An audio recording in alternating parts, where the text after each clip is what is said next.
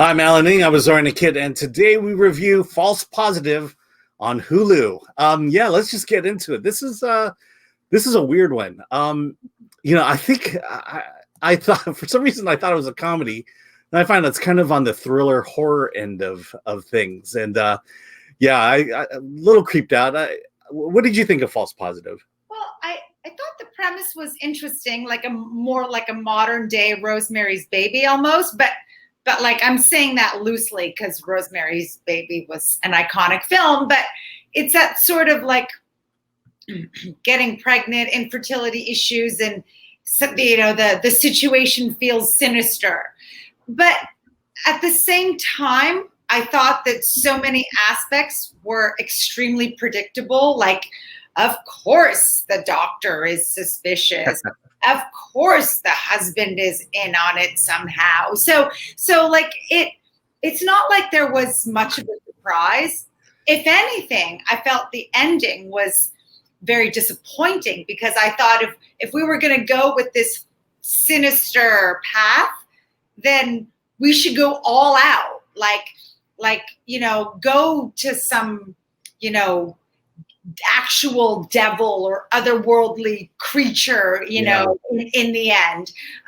But so it was disappointing that it stayed in its predictability. But I mean, there are other things to like about this movie, but we can get into that in a little bit. What do you think?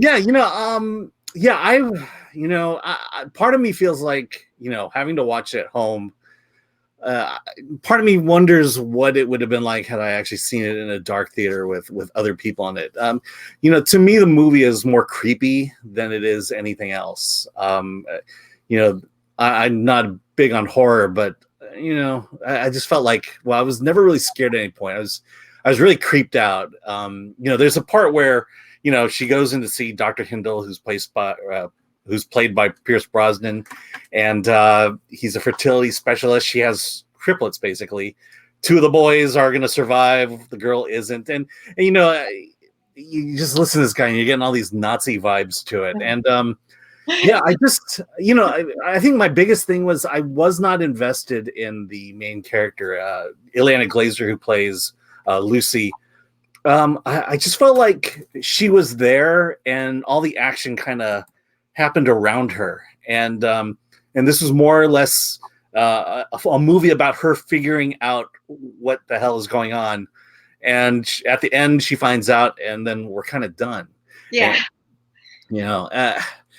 just really wanted to, something a little bit more creepy. There's the obligatory fight, but that felt like an afterthought.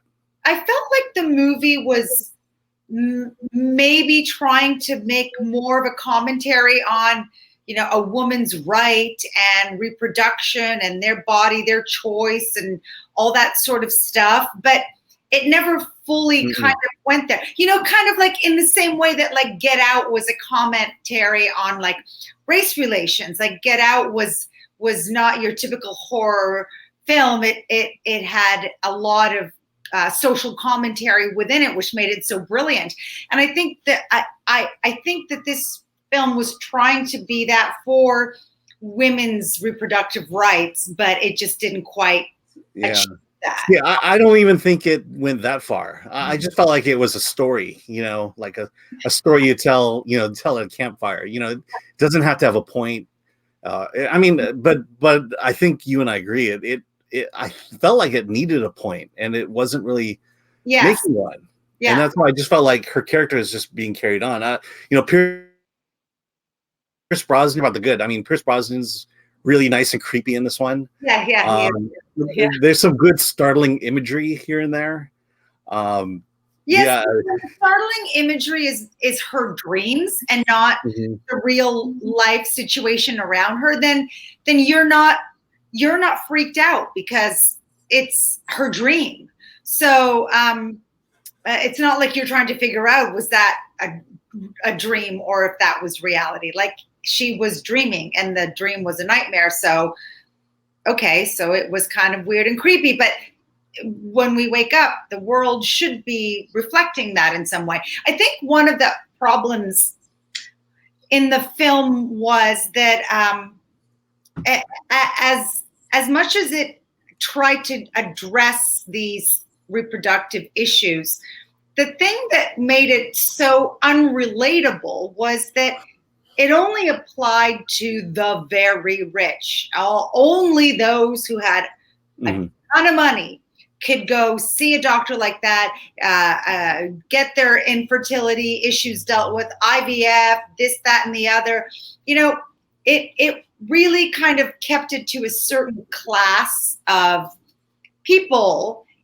And even though we can watch movies that involve high class and lower class people and find relatable things in each of those areas, I think this one was just not accessible. If you're going to make a social commentary, or because I don't know if that was ever a point, but if you are going to talk about women's reproductive rights and stuff, at least address it in a way where, you know, every woman can get on board with that, not just wealthy New York women in beautiful homes who get together for lunch with other rich women to discuss things, you know? Yeah. I mean, you know, that's why I wish it was trying to say something. Maybe it was, and now it's the fault of the filmmaker to not get the message across, because it just felt like a story. And the thing about it is, if it did say something, that gives you something to talk about, think about, you know, talk to other people about. And I just didn't feel like,